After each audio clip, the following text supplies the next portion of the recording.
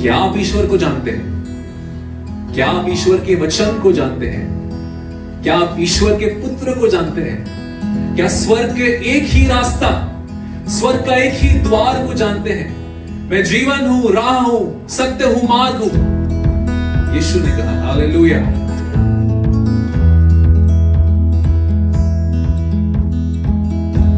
Okay, क्या होता है जब बहुत जोर से बारिश होती है? क्या होता है? वाटर लॉग होता है, वो छोटी। आपके ऊपर क्या होता है? भीग जाते हैं। ओके, छाता फिर भी लेकर चलते हैं हम, है कि नहीं? फिर भी जोर से बारिश हो तो क्या होता है? भीग जाते हैं। छाता हो, रेनकोट हो, ना हो, कहीं ना कहीं से तो क्या होगा यदि जोर से परमेश्वर की उपस्थिति की बारिश यहां हो जाए तो? हालेलुया। कितने लोग भीगना चाहते हैं, ना ही कमर तक, ना ही घुटनों तक, पर तुझ में पूरी तरीके से डूबना चाहते हैं परमेश्वर। हम आज सुबह के वक्त हम बाल बाल तक भीगना चाहते हैं परमेश्वर आप में। हम पूरा गीला होकर जाना चाहते हैं परमेश्वर आप में। हम सूखा नहीं रहना चाहते हैं। हम तुझ में भीग कर वापस जाना चाहते हैं। तुझे लेकर हम वापस जाना चाहते हैं। हम पे दया कर प्रभु, हमें भर दे आज सुबह। You appear Lord that we may disappear। प्रभु जी होने दे कि आप मौजूद हो जाएं, कि हम गायब हो जाएं परमेश्वर। धन्यवाद यीशु। मेरे साथ खोले भजन संहिता किताब, उसका पहला अध्याय, उसका पहला और दूसरा वचन। भजन संहिता उसका पहला अध्याय, उसका पहला और दूसरा वचन। आपके पासबान जो है परमेश्वर के कार्य के लिए कुछ काम की वजह से जो है वे पुणे गए हैं, इसलिए आप अपने पासबानों को, अपने आत्मिक माता पिता को यहाँ पर नहीं देखते हैं। और ये मेरी और मेरी पत्नी का सौभाग्य है कि हम आपके साथ आकर आपकी सेवकाएं कर पाए। हालेलुया। पहुंच गए हैं आप भजन संहिता, उसका पहला अध्याय और उसका पहला और दूसरा वचन। क्या ही धन्य है वो मनुष्य, सुन रहे हैं मुझे? क्या ही धन्य है वो मनुष्य जो दुष्टों की योजना पर नहीं चलता और न पापियों के मार्ग में खड़ा होता और ना ठट्टा करने वालों की मंडली में बैठता है। दूसरा वचन, परंतु वो तो यहोवा की व्यवस्था में प्रसन्न रहता है और उसकी व्यवस्था पर रात दिन ध्यान करता है। आई हम father we thank you already, we surrender the word in your hands. पिता, हम वचन को आपके हाथ में सौंपते हैं, हमसे बातें कीजिए प्रभु। आमेन। हालेलुया। इस पिछले महीने का शीर्षक क्या था? Godly living. Hallelujah. Wow, godly living, ईश्वरीय या ईश्वरिक जीवन। आमेन। वचन कहता है that blessed is the one, धन्य है वो मनुष्य जो दुष्टों के मार्ग में नहीं चलता है, पर उसकी प्रसन्नता, जो बातें उसको पसंद है, वो यहोवा के वचन में है। मेरा विश्वास है कि ये ईश्वरीय जीवन जो है एक ऐश्वर्य जीवन भी है। समझिए, godly living is like an ornament on our lives. गहने पहनते हैं बहुत सारे लोग, सोने की अंगूठी पहनते हैं, हम वी वेयर नेकलेसेस, हम तैयार होके जाते हैं। एक ईश्वरीय जीवन जो है एक ऐश्वर्य जीवन भी है। वो व्यक्ति जो ईश्वरीय जीवन जीता है वो एक सुंदर जीवन को जीता है। वो व्यक्ति जो एक ईश्वरीय जीवन को जीता है वो एक आजाद जिंदगी को जीता है। जब मसीह यीशु ने मत्थी को कहा कि मत्थी तू मेरे पीछे हो ले, मसीह यीशु कह रहे थे कि आ मेरे साथ एक ईश्वरीय जीवन को जी ले। Hallelujah. We were learning in the BBC, हम बीबीसी में सीख रहे थे कि वो व्यक्ति जो गनासरत की जगह पर था और दुष्ट आत्माओं से ग्रस्त था, we'll talk about him in some time। जब मसीह यीशु ने आकर उससे कहा कि बातचीत हुई और दुष्ट आत्माओं को निकाला, मसीह यीशु कह रहे थे कि ईश्वरीय जीवन जीने का मतलब है एक आजाद जिंदगी को जीना है। ईश्वरीय जीवन का जीने का मतलब है कि एक ऐसा जीवन जो परमेश्वर को भाता है, एक ऐसा जीवन जिस पर हाथ शैतान लगा नहीं सकता है, एक ऐसा जीवन जो यीशु मसीह की लहू से ढाका हुआ है, एक ऐसा जीवन जो पवित्र आत्मा की मात्रा से हम चलते हैं, एक ऐसा जीवन जो इस अंधकार भरी दुनिया से बहुत ही अलग है। हालेलुया। अंधेरा और हो रहा है भाइयों, कलीसिया, अंधेरा और हो रहा है। दुनिया जो है और अंधेरे में जा रही है, इस अंधेरे में आपको और मुझे उजाला बनना है। हालेलुया। वचन कहता है कि आप और मैं इस जग की, जोर से, आप और मैं इस जग की ज्योति हैं। और कौन है मोमबत्ती जला के उसको एक बास्केट के अंदर रख देता है? मूर्ख ही होगा। आपको और मुझे अपने आप को दबाना नहीं है। जो परमेश्वर ने ईश्वरीय जीवन बुलाने के लिए बुलाया है, उसे ठाठ से जिए। शैतान के सम्मुख उसे ठाठ से जिए। गॉडली लिविंग, ईश्वरीय जीवन। कल मैं उपास प्रार्थना में इस वचन को बांट रहा था और कुछ बातें मैं आपसे करके हम जो है वचन में बढ़ेंगे। और मेरे पास कुछ समय है। Thank you Jesus. कितने लोग मसीह यीशु की उपस्थिति को यहां पर महसूस करते हैं? ओके, आप आते हैं। अगर संदेह है, मैं आपको बता दूं, मैं महसूस करता हूं, तो आप भी महसूस कीजिए। ओके। कितने लोग लोनावला की चिक्की खाए हुए हैं? ये उदाहरण मैंने बांटा था, मैं बांटना चाहता हूं। अब तो हाथ उठाइए। नहीं खाए तो मत उठाइए, कोई तकलीफ नहीं है। लोनावला की जरूर, कोई फोर्स नहीं है, कोई आप पे। ओके, लोनावला की चिक्की खाइए।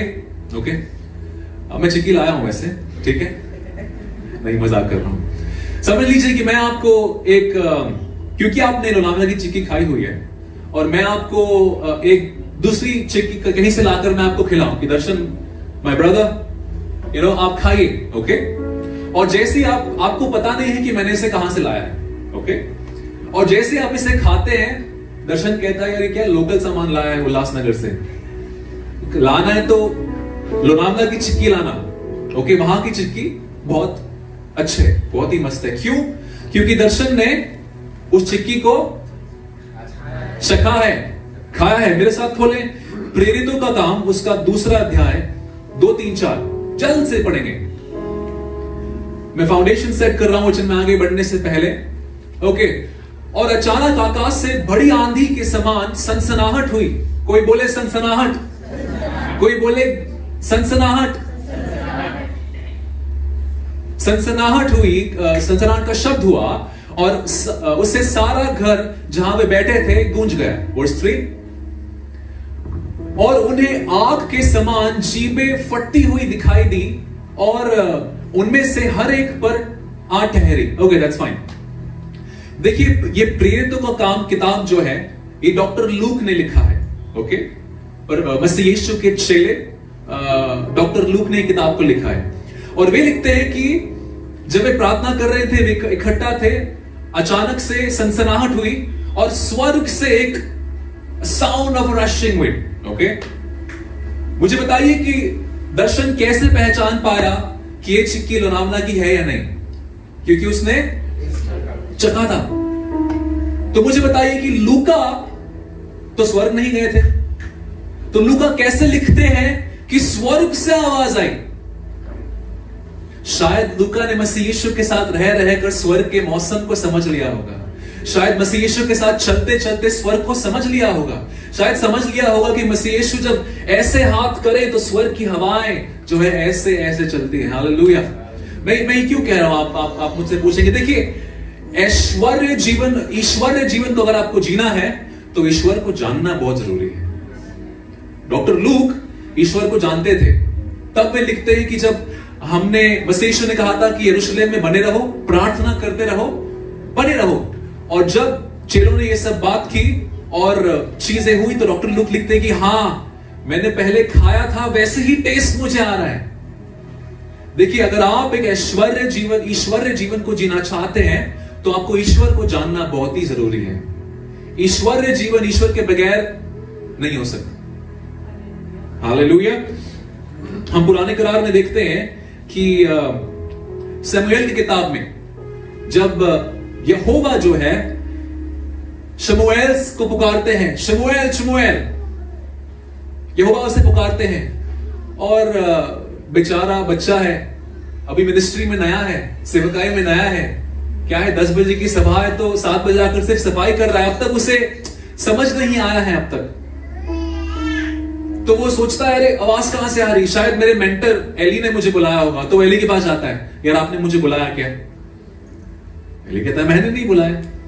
दूसरी बार भी ऐसे होता है। तीसरी बार जब होता है और वो एली के पास जाता है, तो मेंटोर एली जो है शमूएल से कहते हैं कि अब अगर आवाज आई तो कहना यहोवा मैं यहां हूं।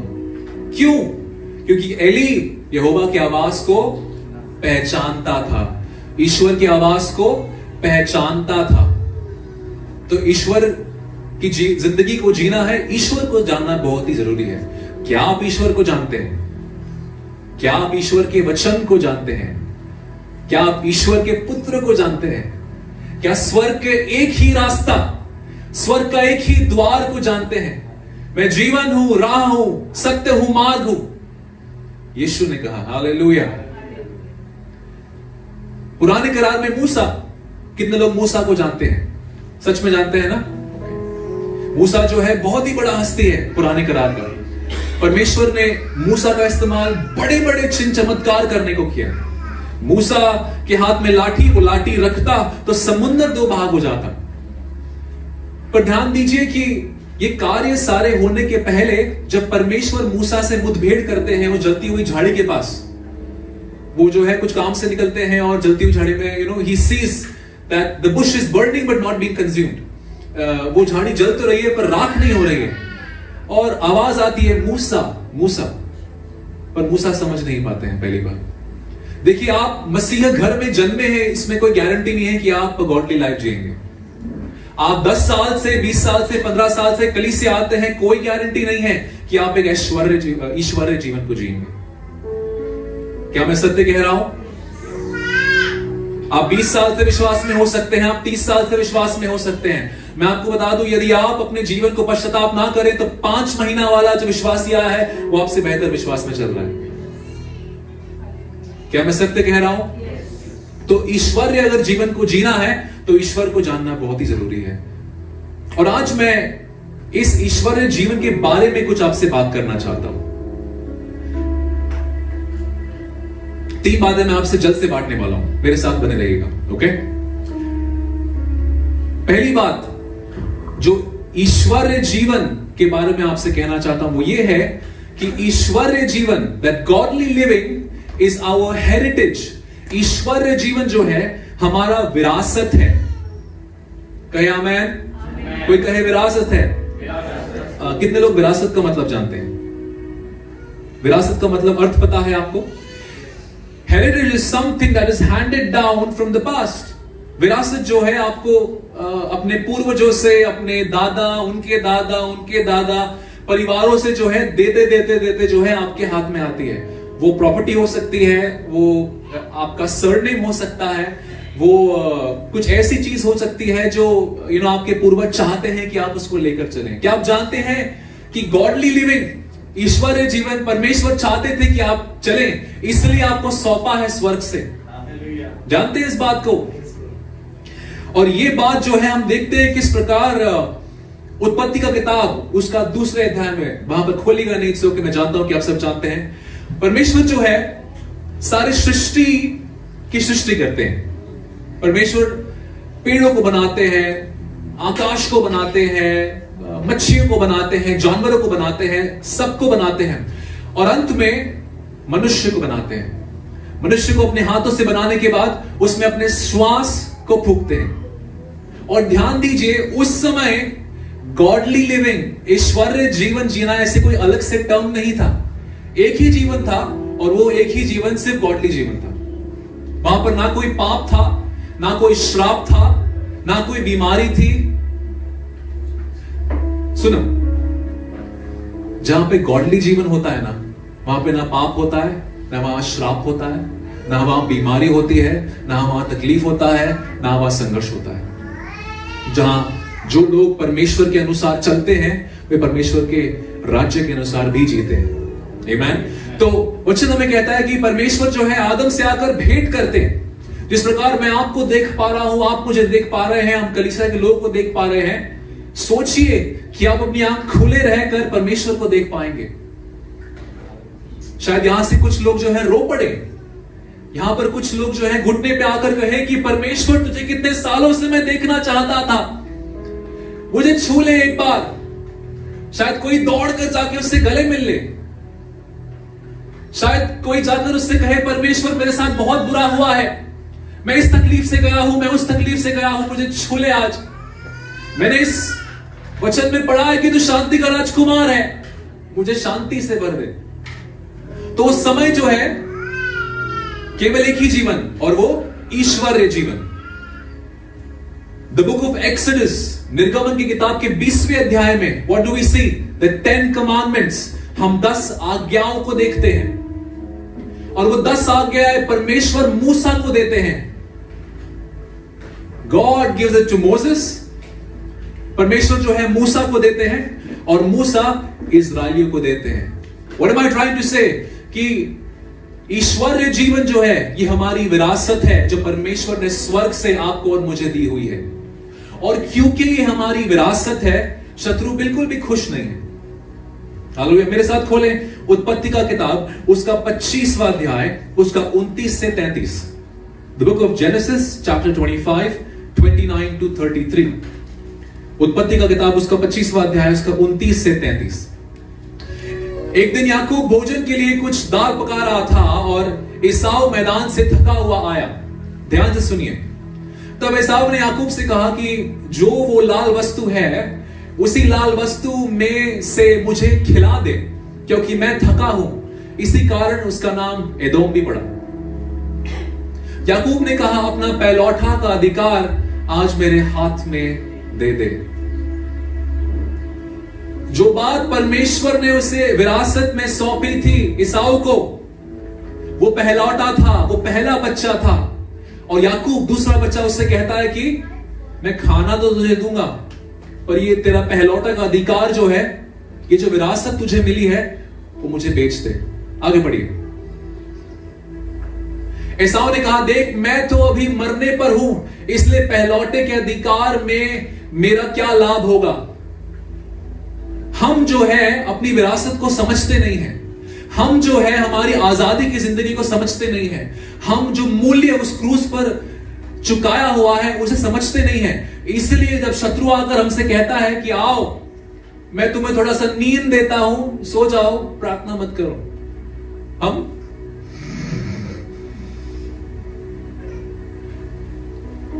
He gives us pleasure and he takes away our purity। वो हमें जो है देह की जो है लालसा को पूरा करता है और हमारे पवित्रता को छीन लेता है। यहां पर वही हुआ। वर्स 33। याकूब ने कहा, मुझसे अभी शपथ खा। अतः उसने उससे शपथ खाई और अपना पहलौठे का अधिकार याकूब के हाथ बेच डाला। नए करार में जब यीशु मसीह उपवास प्रार्थना करके बस अंत हुआ ही था, he meets the enemy, शत्रु से मेल खाते हुए in the wilderness, रेगिस्तान में। और शैतान और मसीह यीशु जो है एक दूसरे से बात करते हैं, और शैतान जो है मसीह यीशु से कहता है कि यदि तू परमेश्वर है तो ये कर दे, तो वो कर दे, या ये कर दे। मसीह यीशु कहते हैं कि वचन में लिखा हुआ है कि that don't test the Lord your God। हम जो है आज अपनी विरासत में लेन देन कर रहे हैं कलीसिया। हम जो है आज अपनी पवित्रता को देने के लिए तैयार हो जाते हैं कभी कभार शैतान को। हम जो है जहां पर हमें कलीसिया के लिए वचनबद्ध होना है, हमें कमिटेड होना है, हमें फेथफुल होना है, हम दे देते हैं शैतान के हाथों में। मैं आपसे कहने आया हूं कि विरासत आपकी है और आपको संभालना बहुत जरूरी है। ये गॉडली लिविंग जो है, केयरफुल रहना है आपको। ऐसे ही नहीं जी सकते हैं। वचन क्या कहता है कि स्वर्ग का रास्ता सकरा है। तो हम ऐसे क्यों चल रहे हैं कि हम मोटे वाले रास्ते में चल रहे हैं? हालेलुया। यदि रास्ता सकरा है, जगह नहीं है, कैसे जाएंगे आप? भाई थोड़ा साइड, संभल के जाएंगे। अगर व्हाइट शर्ट पहनी है और कीचड़ है तो अरे मैं गाड़ी आ रहा है वहां पे नहीं जाऊंगा। संभल कर चलना है, सोच समझ कर चलना है, पवित्र आत्मा से भरकर चलना है, परमेश्वर के लहू से ढक कर चलना है, प्रार्थना पूर्वक चलना है, वचन के ज्ञान को लेकर चलना है। परमेश्वर के साथ एक होकर आपको और मुझे जो है आगे बढ़ना है।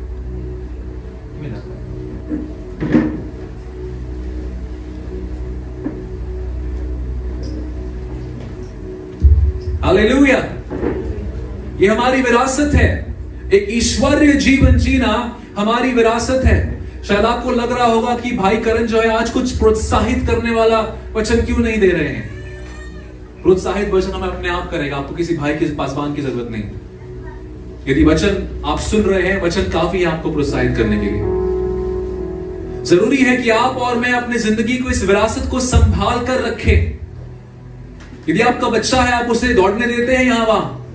यदि आप किससे प्रेम करते हैं, आप उसे कुछ हानि होने के लिए देते हैं। मेरा बच्चा गिर जाए तो हम दौड़ के जाते हैं, यार क्या हो गया। वो गिरने के पहले हमारा हाथ जो है उसके पीछे आ जाता है। अपने विरासत को संभाले रखें।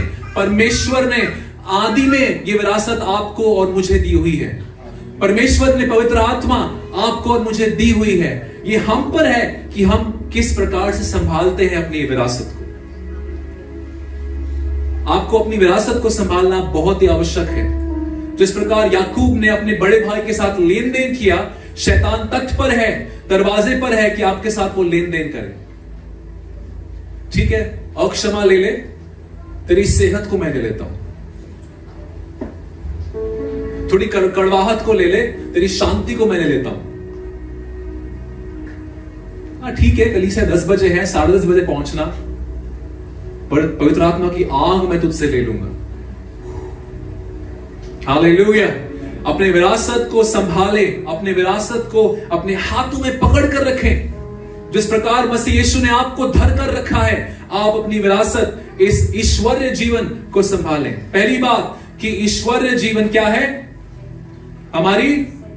हमारी विरासत है। It is our heritage. सारे लोग बोले विरासत, जोर से बोले विरासत। ईश्वरीय जीवन एक विरासत है। दूसरी बात, गॉडली लिविंग, ईश्वरीय जीवन जीना, it is the will of God. ये परमेश्वर की इच्छा है आपके और मेरे लिए।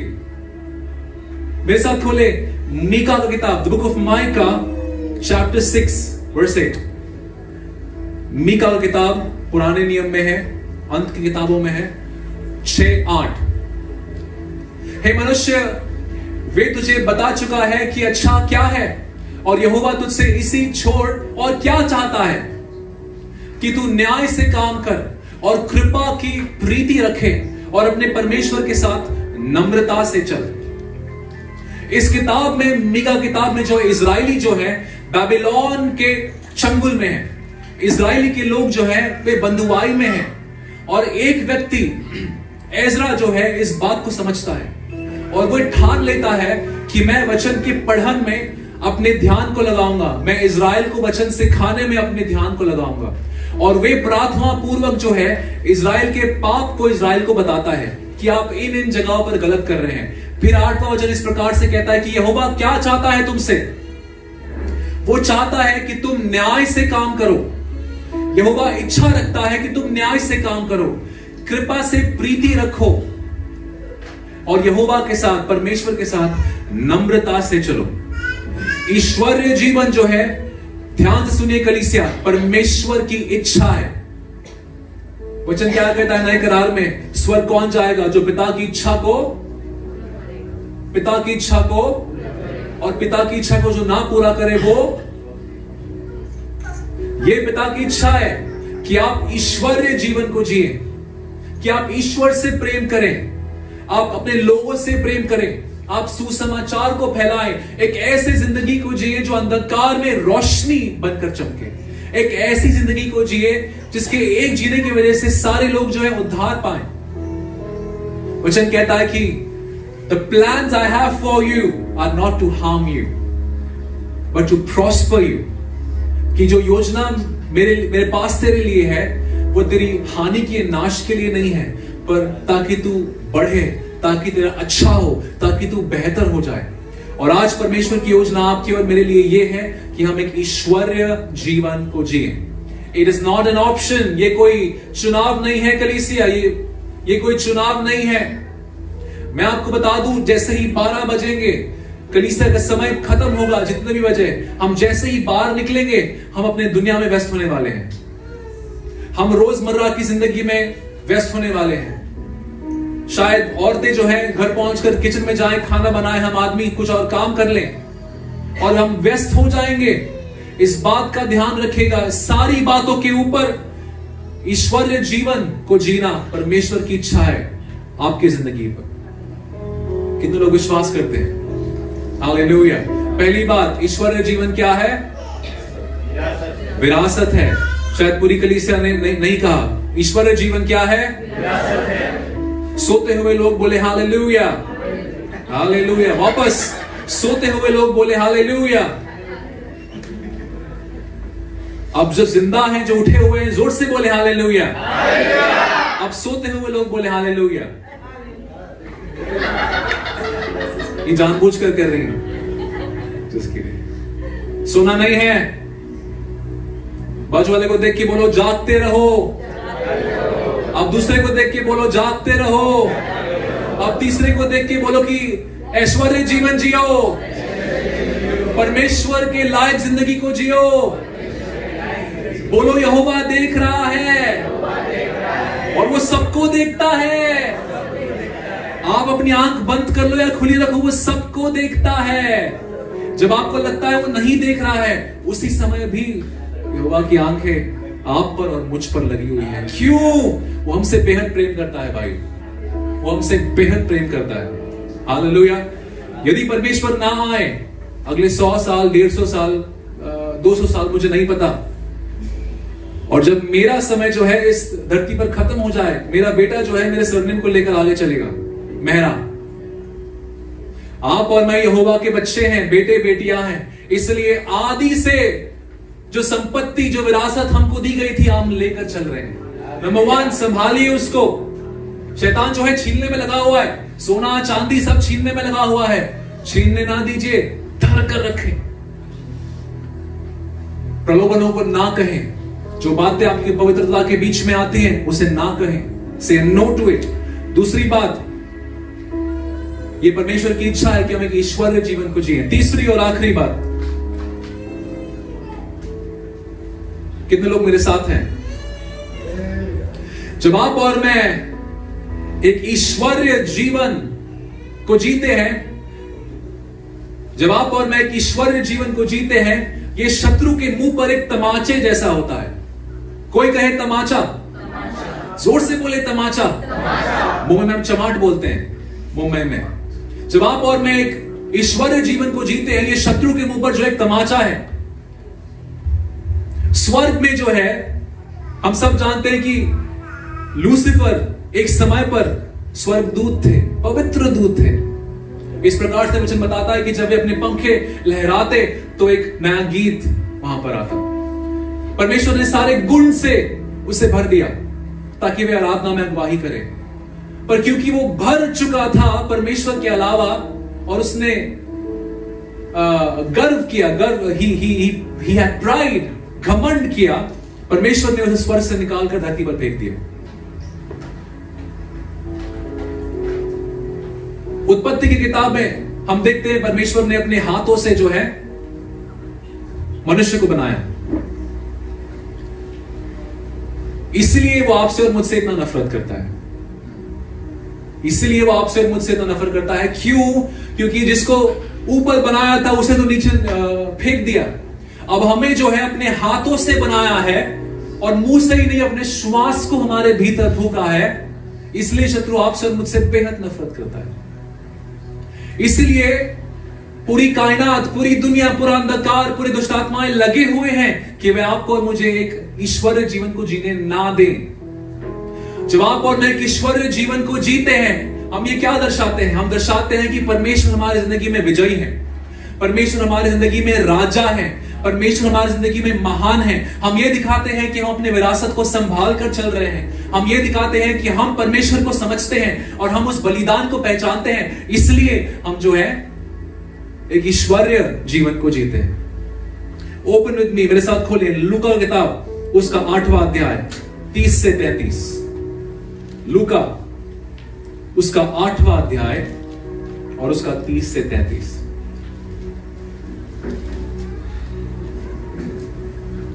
यीशु ने उससे पूछा, तेरा नाम क्या है? उसने कहा सेना, क्योंकि बहुत दुष्ट आत्माएं उसमें समाई गई थी।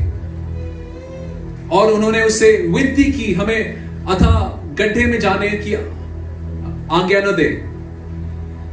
वहां पहाड़ में सूअरों का एक बड़ा झुंड चल रहा है, हमें वहां पर जाने दे। 33। तब दुष्ट आत्मा उस मनुष्य से निकलकर सूअरों के समा गई और वे झुंड कड़ाड़े पर से झपट कर झील में जा गिरे और डूब मरे। अंग्रेजी में ये व्यक्ति जो है कहता है, जब मसीह यीशु से पूछते हैं व्हाट इज योर नेम, ये व्यक्ति कहता है I am a lesion. Lesion का मतलब क्या है? ये रोमियो सेना में एक, रोमियो की भाषा में एक सेना इसका अर्थ होता है, और सेना का मतलब है कम से कम 6 से 7 हजार लोग, 6 से 7 हजार वॉरियर्स। इसका मतलब है कि इस एक व्यक्ति में 6 से 7 हजार दुष्टात्माएं भरी हुई थी। क्या आप सोच सकते हैं कि दुष्टात्माएं ने इस व्यक्ति का क्या हाल किया होगा? पर खुशखबरी यहां होती है कि जब मसीह यीशु जो है चलकर इस व्यक्ति के पास जाते हैं, बात करते हैं, इसे छुड़ाते हैं, वो क्षण जब दुष्टात्माएं इस व्यक्ति से निकली, तब वो हादसा जो है शत्रु के चेहरे पर एक तमाचा था। परमेश्वर ने आपको और मुझे इसी बात के लिए बुलाया है भाई और बहनों। परमेश्वर चाहते हैं कि आप और मैं शत्रु की सारी बातों को हमारी जिंदगी से निकालें, सारे प्रलोभनों को हमारी जिंदगी से निकालें। जो सारी बातें परमेश्वर की इच्छा के अनुसार नहीं है, परमेश्वर उस बात को नहीं चाहते कि हमारी जिंदगी में हो। कितने लोग तैयार हैं कि एक ऐसी जिंदगी को जिए जो परमेश्वर को भाती है? कितने लोग तैयार हैं कि अपने जिंदगी से परमेश्वर को प्रसन्न करें? देखिए, हाथ उठाना बहुत ही आसान है, हालेलुया, पर करना है आज हमें विश्वास से। ध्यान दीजिए कि ईश्वरीय जीवन हमारी विरासत है, ये परमेश्वर की इच्छा है, और जब हम चलते हैं शत्रु के चेहरे पर ये एक तमाचा है।